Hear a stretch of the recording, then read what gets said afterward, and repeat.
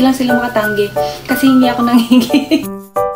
Ay, lumalabas yung aking bra pangit. So, for the day's makeup, ayan, simplihan lang natin. O, diba?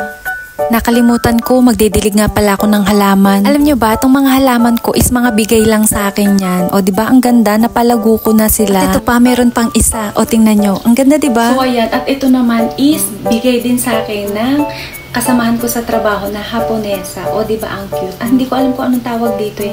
Pero, meron ito yata sa Pilipinas, diba? So, ayan, palalaguin ko siya. Ang dami sa akin nagbibigay ng halaman. Ay, hindi pala. Humihingi kasi ako. Mahilig kasi ako maghalaman. Alam niya ba yan sa Pilipinas? Oy, pahingi naman ako ng halaman mo. Itatanim ko sa bahay. Ayun, ganun.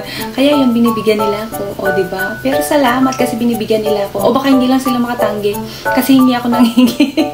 Joke. Pero, thank you. Gusto ko sanang mag-massage. Kaya lang tingnan nyo to, oh. Oh, nagmamassage din. Dito sa...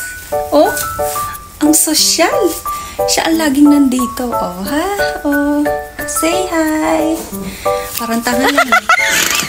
So, ayan. Dito muna tayo tumambay habang ako ay naglalaba. Magre-relax muna ako dito habang hinihintay ko yung aking nilalabhan. So, ayan. Yung aking paa is pakaway-kaway pa. Ang sarap talagang umupo, no?